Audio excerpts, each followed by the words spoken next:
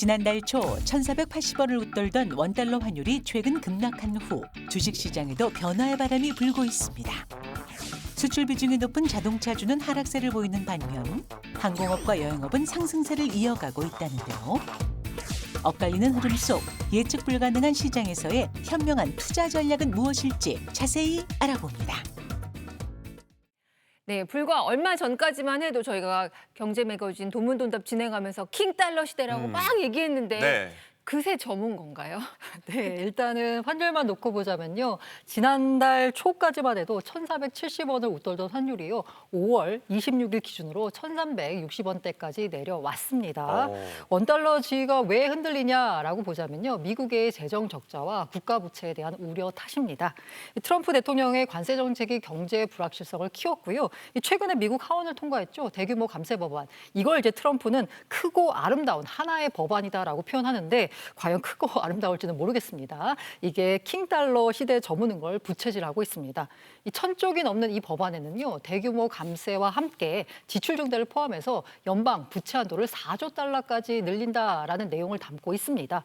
이렇다 보니까 해당 법안으로 미국은 향후 10년간 기초 재정 적자만 2조 8천억 달러로 늘어날 것이다라고 예상되고 있기 때문에요. 달러가 최근 들어서 약세를 보이고 있습니다. 그렇구만. 그래서 이게 크고 아름다운 하나의 뭐라고요?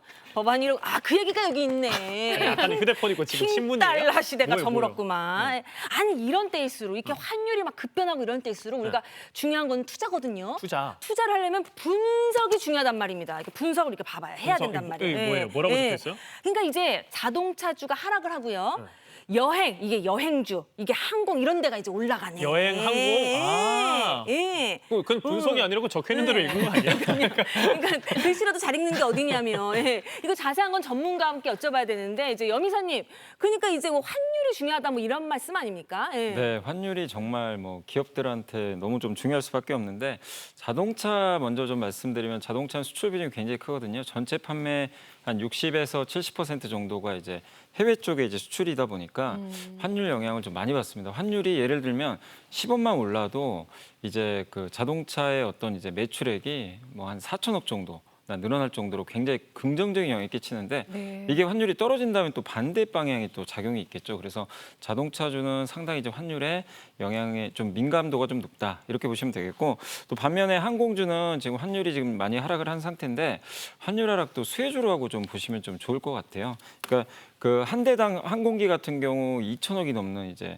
거금을 주고 구매를 해야 되는데 구매하기가 또 이게 만만치가 않다 보니까 보통 이제 우리가 리스라는 제도를 많이 이용을 하죠. 그래서 월 얼마씩을 내고 이렇게 이제 이자 같은 걸 좀 내면서 이제 구매 대신 많이 좀 활용을 하는 편인데 이게 결국 부채잖아요. 근데 이런 부채들이 외화 부채입니다. 달러 부채로 이제 잡혀 있다 보니까 환율이 떨어진다는 거는 달러가 떨어진다는 얘기거든요.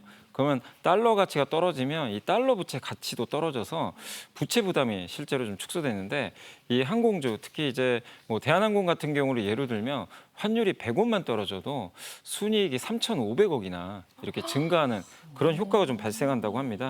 그리고 여행도 마찬가지로 여행업 쪽에도 좀 좋을 수 있는 게 여러분들이 만약에 해외여행 갈 때 이 달러를 환전할 때 당연히 1달러에 1,400원보다는 1,300원이 달러 환전할 때 비용이 훨씬 적게 들잖아요.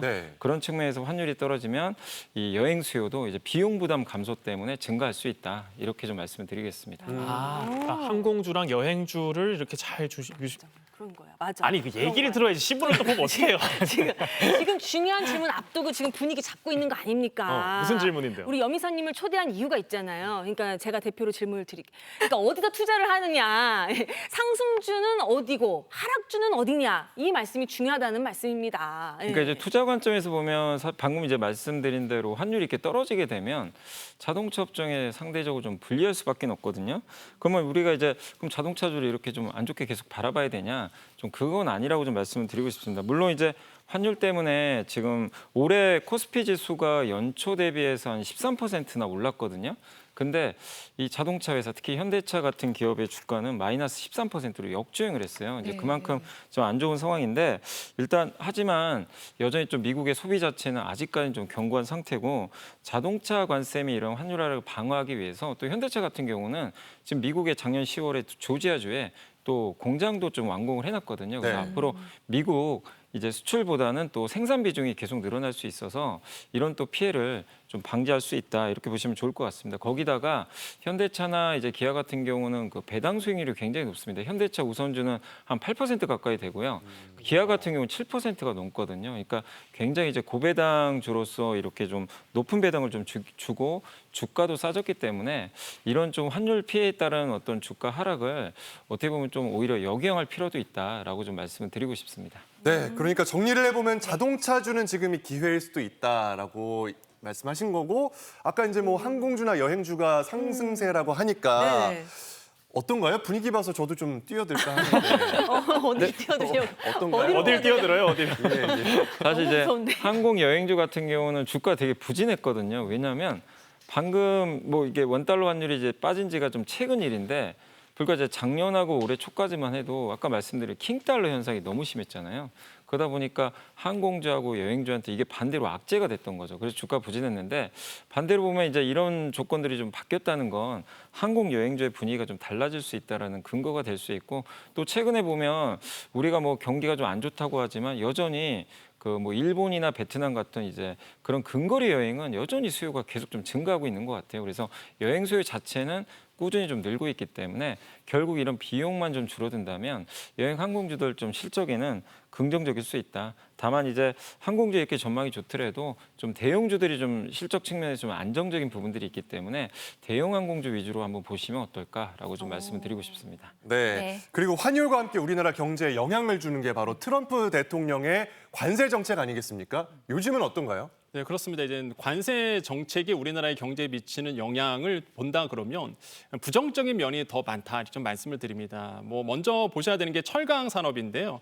일단 25%의 관세를 책정했다가 이제 50%로 높인다라고 예고된 상태입니다. 그러다 보니 철강 산업에 대한 불확실성이 커질 수밖에 없고 자동차 산업도 마찬가지입니다. 이제 수출 감소가 될 수밖에 없죠. 왜 지금 현재 25%의 관세가 책정이 되고 있고 이런 상황에서 자동차 수출, 우리나라가 이제 대미 수출에서 1위 품목이 바로 반도체가 아니라 바로 자동차입니다. 그러니까 그 정도로 우리나라의 이제 대미 수출이 굉장히 중요한데 이 자동차가 1위인데 자동차의 25% 관세. 그러다 보니까 이제 악재로 작용할 가능성이 굉장히 높고요.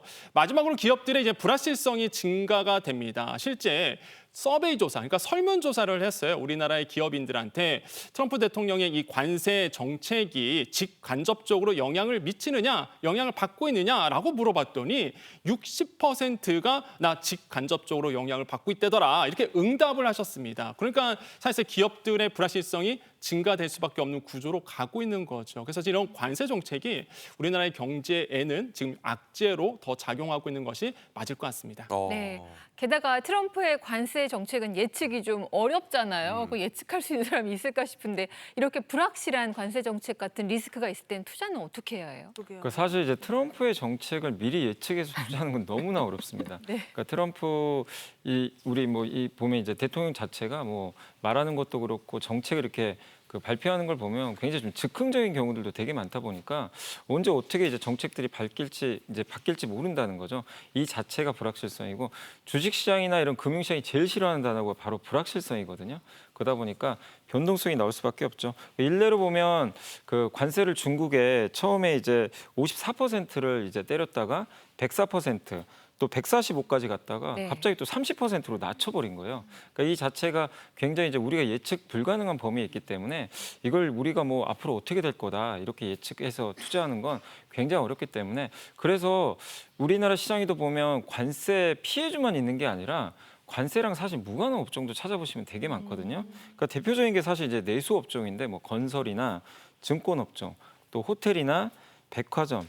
또 지금 최근에 중국인 관광객이 한국에 좀 많이 온다고 하는데 네. 뭐 카지노 뭐 이런 쪽도 있고 또 제약바이오 같은 경우는 계속해서 고령화 수요가 있기 때문에 사실상 이제 이런 업종들은 좀 관세랑 어느 정도 좀 무관하거든요. 그래서 투자 시계열을 좀 내가 불확실하다면 좀 관세랑 무관한 업종에서도 한번 투자 기회를 좀 찾아보는 것도 좀 필요할 것 같습니다.